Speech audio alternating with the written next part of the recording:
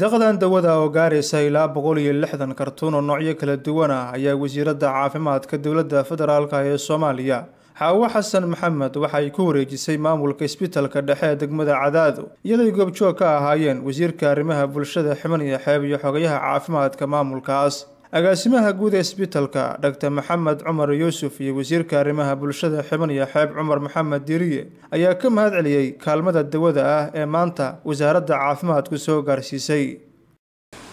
waa in aad iska niyadeena u dhisaysa runtii sidoo kale aad waxaan ugu faraxsanahay dawada wasaaradda caafimaadku ay ina siisay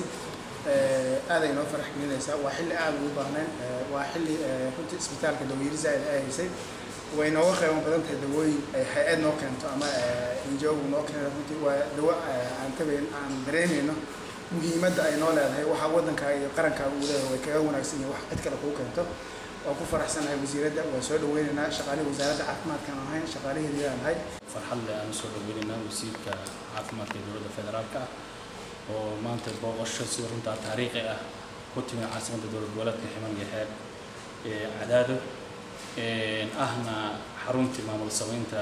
gobolada Mudug iyo Galgaduud si runta aad iyo aad baan ugu faraxsanahay booqashada wasiiradda caafimaadka waxaanan hilmaami karin daawada tayada leh waa la tayada ay soo gaarsiisay xilli waliba loo baahnaa oo dadka ay u baahnaayeen ku soo aaday wasiiradda caafimaadka ayaa kormeertay qaybaha uu ka kooban yahay isbitaalka Cadaado sida qaybaha bukaanjiifka qaybaha caruurta iyo haweenka iyadoo sheegtay in wasaaraddu ay wado qorshayaal lagu horumarinayo adeegga caafimaadka gobolada dalka